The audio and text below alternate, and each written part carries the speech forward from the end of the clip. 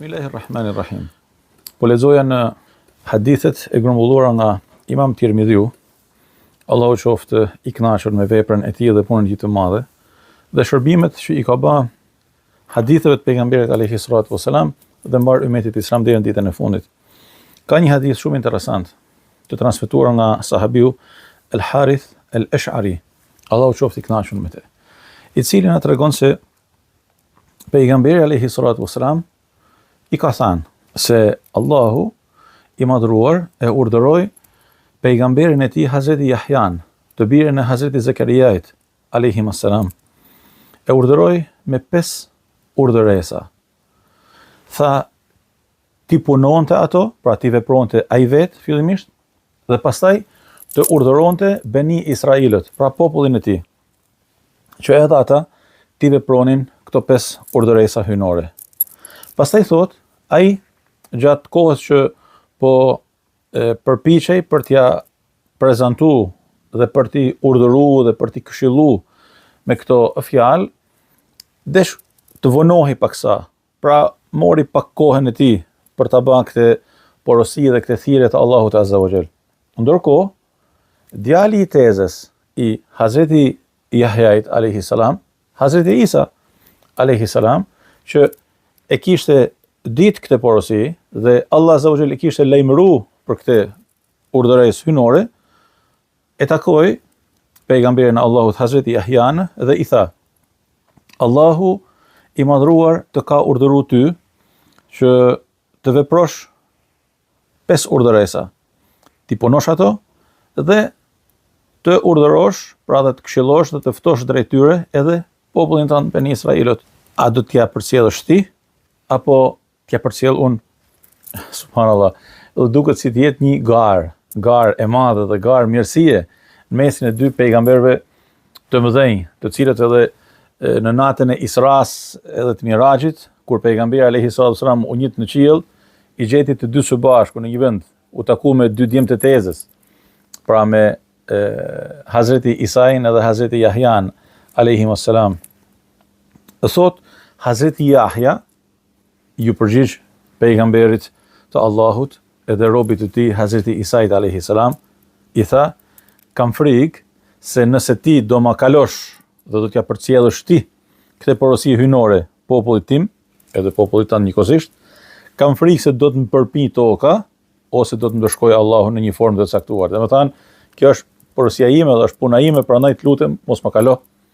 Pra më lën ta kryej unë këtë porosi sepse kam frikë se po e lam as dorët urdhin e Allahut Azza wa Jall. Shikoni se çfarë përgjegjësie kanë pas dhe mënyrën se si e kanë njerë përgjegjësinë e Allahut në gjegjen e tyre.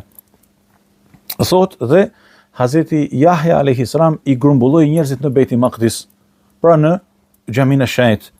Thot dhe u mbush xhamia me njerëz, pra besimtar pafund, që e të imbushën xhamin e shenjtë Beitul Maqdisin, thot derisa ato dolen edhe në balkonet e penxherët e asaj xhamie.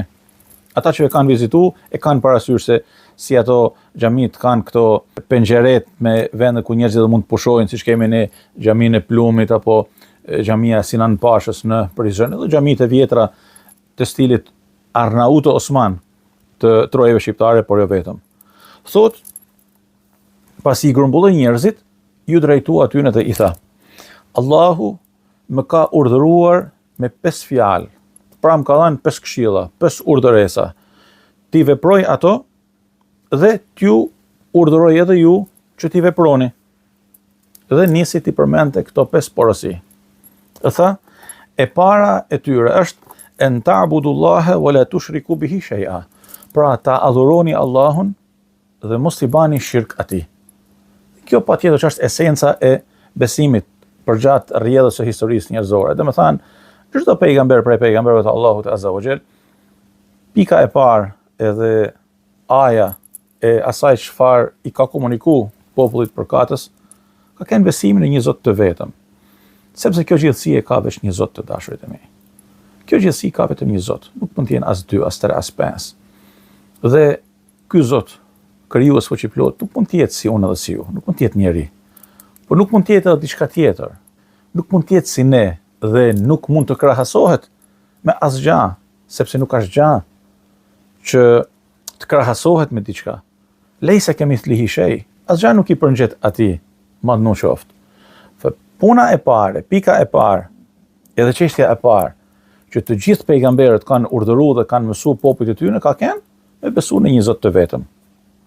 Pastaj thot, sepse shembulli i shirkut, tash i shirku, dhe me thanë, me besu po, por mos më bësh shirk Allahut azza wa jall, mos më bësh shirk Zotit, dhe me thanë, mos më menu se rrezikun tan të mirën, të keqen, çdo gjë që ti ke në dorë, mundet dikush tjetër me e bate, përveç Allahut.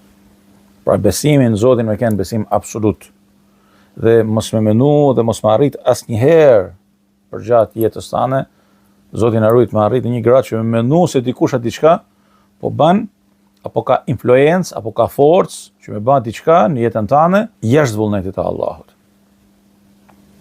Me kënë Ibrahimit, Hazreti Ibrahimi a.s. po hidhej në zjarr dhe ju e dini historinë, kur erdhi Xhibrili a.s. i tha, ke nevojë për diçka, i tha, nuk kam nevojë për ty.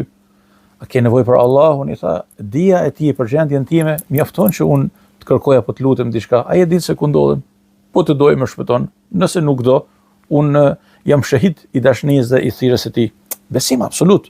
Besim si besimi i pejgamberit alayhi salatu wasalam në shpellë kur Hazreti Ebu Bekri, Allahu qoftë i kënaqur me të, e dridhej edhe qante nga frika se mos i dhujtarët po i diktonin, edhe kishte frikë për jetën e pejgamberit alayhi salatu wasalam. Pejgamberi ishte shumë i qetë, ishte shumë rehat në një vend shumë të ngushtë.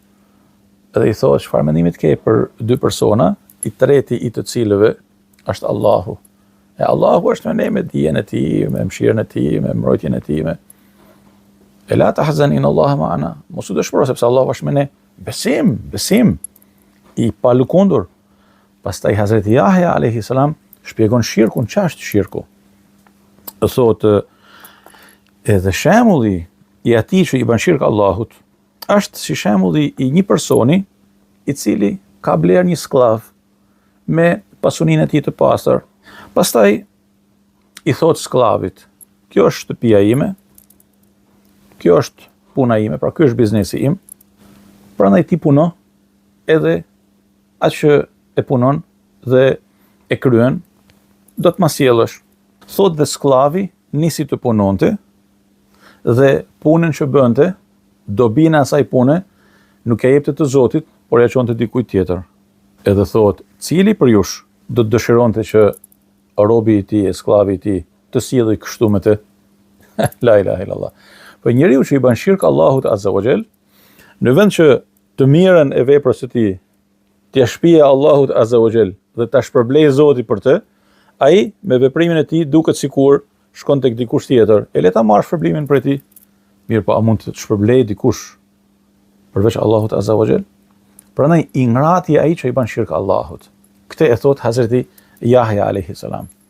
Hazreti Yahya që në terminologjinë biblike njihet si Gjon Pagzori, që e ka varrin e tij në xhaminë e madhe Emevite në Damask. Dhe kur ishim student shkonim dhe faleshim në atë xhami, ishte dhe është një xhami me një kënaqësi shpirtërore të jashtëzakonshme. Subhanallah.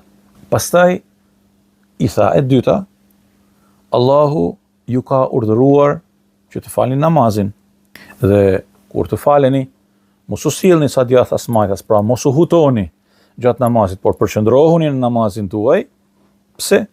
Sepse Allahu drejtohet me fytyrën e tij, pra me mëshirën e tij, me bekimet e tij, për kashi atij që falet në namaz, përderisa ai të mos shkojë djathtë as majtas. Pra, faluni dhe përqendrohuni në namazin tuaj, sepse Allahu azza wa jall ju drejtohet në ato momente me mëshirën e tij, me faljen e tij, me butësinë e tij, me mirësinë e tij, me bujarinë e tij. E nëse silleni djathtë as majtas dhe hutoheni në namazin tuaj dhe shpërqendroheni, ju largohet kjo mirësi për jush.